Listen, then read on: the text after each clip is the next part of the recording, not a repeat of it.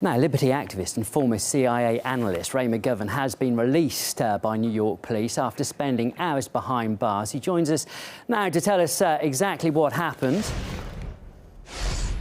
Mr. McGovern, it's good to see you, but I do notice straight away you have some injuries there. Can you tell us what happened? Well, I had a ticket to go see General David Petraeus speak about his successes in Iraq and Afghanistan at the 92nd Street Y. And I noticed that there was a Q&A, a question and answer period scheduled. And so I thought maybe it would be a huge opportunity to ask him, for example, to explain if he knows now the answer to his famous question, please tell me how this all ends.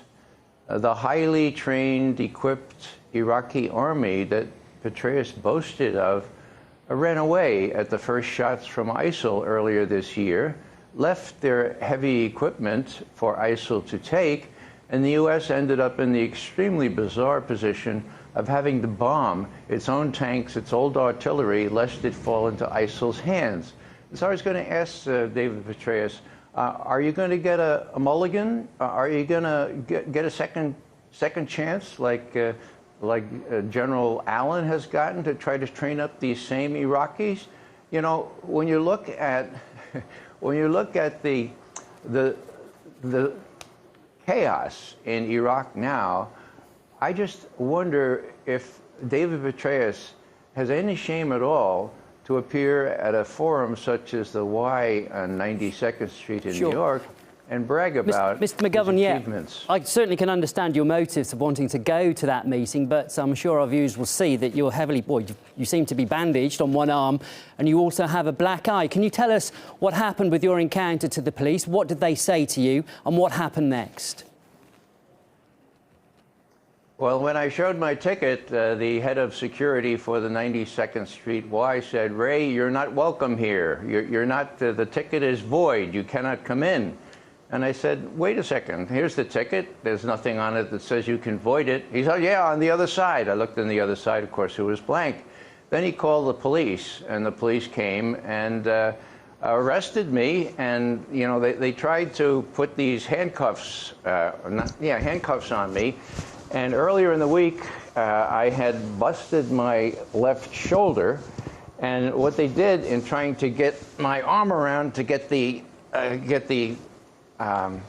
handcuffs in, they ended up using a kind of a chain of handcuffs because this arm wouldn't go back far enough to allow them to use just one set of handcuffs. It was incredibly, incredibly painful, and they have accused me now of resisting arrest when all I was trying to do was to tell them, look, bad shoulder, broken wrist, all kinds of other things happening on my left side, including my eye, which predated last night, by the way. Right. But lots of pain, and I spent the evening courtesy of the U.S., the federal, the New York prison. You mentioned there that you were told at the entrance that you were not welcome. Why do you think they said that? Well, you know, I have a reputation. In May of 2006, I had a 4-minute debate with then Secretary of Defense Donald Rumsfeld. I asked him questions as to why he lied about weapons of mass destruction, for example, in Iraq. I was very unwelcome there, but Rumsfeld engaged me. Petraeus is not willing to engage anyone who knows the facts.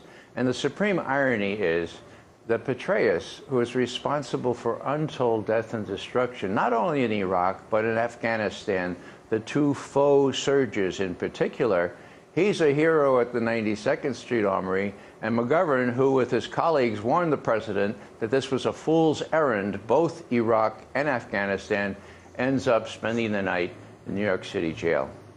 Quite an irony. It is. On a wider point, Ray, while we have you here, what's your view really on the excessive use of force, generally speaking, that we have seen by police against protesters?